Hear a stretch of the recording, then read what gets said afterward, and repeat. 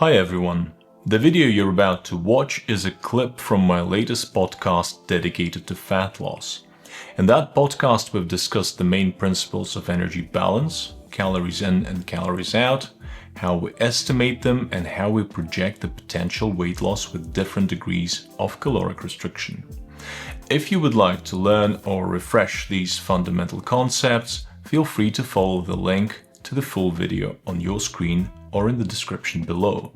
But for those of you who already have this knowledge and are specifically interested in overcoming weight loss plateau, the situation when after some time on caloric restriction your weight loss trajectory flattens out, please enjoy this video where we discuss the reasons for weight loss plateau and practical ways to counter it. If we look at the weight loss from evolutionary perspective, this is a process that our body is trying to defend from and stop, because as the body is actively losing fat tissue, it gets the impression of becoming closer and closer to dying. And this is why our body deploys a whole complex of adaptation mechanisms that aim to reduce energy expenditure and promote appetite, hunger, and weight regain. If we look at the total daily energy expenditure, we will see that all four components of it, BMR, TEF, eat and NEAT, will be affected by this metabolic adaptation. Basal metabolic rate will decrease, not only because body mass is decreasing, and we remember that one of the BMR determinants is body weight and height, but also because our organs and cells become more metabolically efficient. And the studies show that BMR may drop by 10 to 15%, which is a serious number.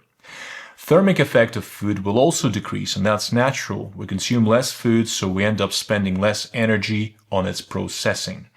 Now, going further, you remember that we had these two components to activity thermogenesis. We had eat and NEAT, exercise and non-exercise activity. So what happens with exercise spending? Turns out that if we maintain our exercise activity at the same level without much of a progression, then along with the weight loss, our muscles become more efficient and they require less ATP, less energy, which means fewer calories to perform the same amount of exercise. So with a constant training program, we'll be burning less calories the further we get with caloric restriction and weight loss. And with regards to NEAT, the non-exercise activity, we see that along with the weight loss, the person becomes more and more prone to idling.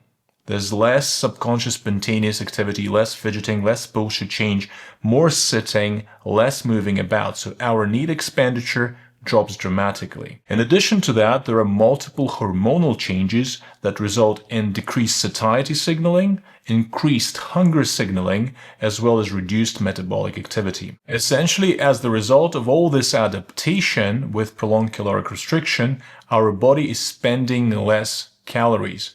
And that means that if we are in a constant caloric restriction of 500 or 700 calories per day, our true deficit may shrink down to 200 or maybe even disappear as a result of all this adaptation. And this is why instead of continuing weight loss, we end up with a plateau. But many people think, oh, I've hit the plateau, this is something bad. No, that's not something bad or unexpected. It's a natural physiology that we should anticipate.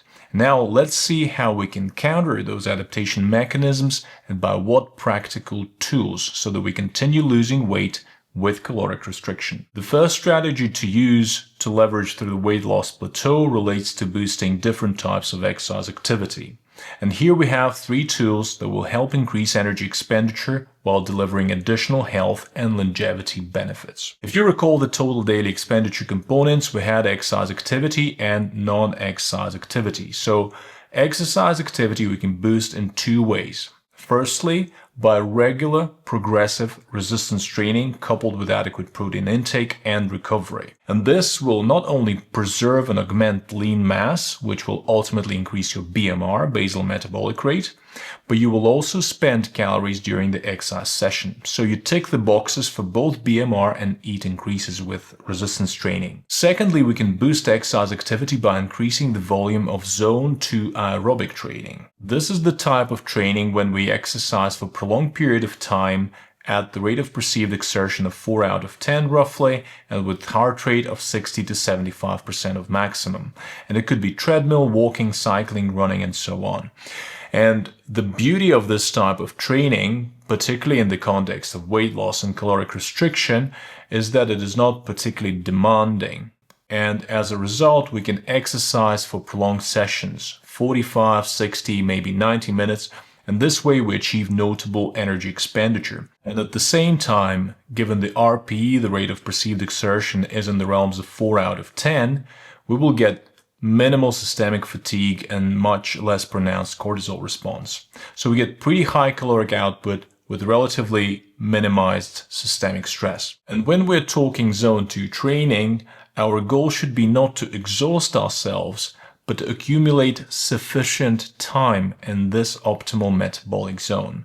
And we are talking 2 to 4 sessions of 45, 60, maybe 90 minutes per week, with ideal weekly total of 180 minutes or more. Now let's move to the third tool of the exercise strategy, the NEAT. You remember that there were 2 components to it. One was that subconscious and spontaneous, like fidgeting and posture change, but there was also a conscious component. And while we can't command ourselves to fidget, we can still affect our conscious NEAT component by choosing to move more, by paying attention to our behavior, if we become stagnant, if we're getting more and more sedentary, and by getting regular walks, by taking stairs instead of the lift, by going to the supermarket on foot, by pacing during the phone calls, and so on.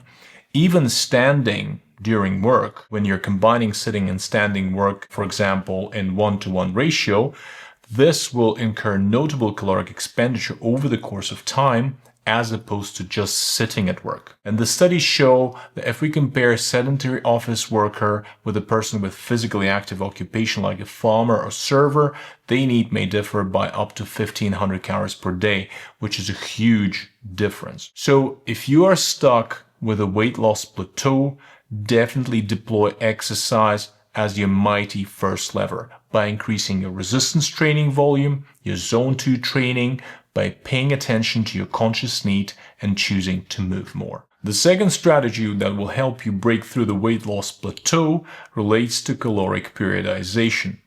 Essentially, it means strategically planned phasing of caloric deficit and caloric maintenance within your nutritional plan. For example, you plan a 4-week cycle and you have 3 weeks of 700 per day calorie deficit, and then you have a week 4 when you go 0 deficit and consume your calories at maintenance level. Such periodization will allow metabolic recovery and will attenuate adaptation responses and help improve physiological adherence in the long term. But we must appreciate that when the person goes into that 4th week or whatever week that will be within your plan, which is your isocaloric week, there should not be any consumption of fast and junk food. These extra calories must be coming from healthy whole foods. And the third strategy to allow us to break through the weight loss plateau is essentially to make sure we keep all our basics right.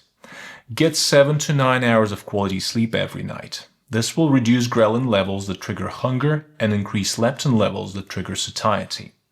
Deploy stress management in the shape or color you prefer, from reading books, sitting at the fireplace, to meditation and more. Chronic stress results in chronic cortisol elevation, which in turn promotes fat storage, especially in the form of visceral fat. So if you're doing your best with caloric restriction and exercise, but at the same time your sleep is rubbish and you're totally stressed all the time, your chances of success with weight loss are diminishing. Also make sure you get sufficient micronutrients, like vitamins D and B, magnesium and iron, to sustain energy and metabolism, and also that you get enough water and fiber-rich foods to support your digestion, increase satiety, and ensure gut hormone and microbiome balance. And last but not least, make sure you're meticulous with your food logging so that you don't get any unnoticed calorie intake sneaking in. So if you're doing everything right with caloric restriction and exercise, and you're losing weight successfully for some time, but then you bump against the plateau,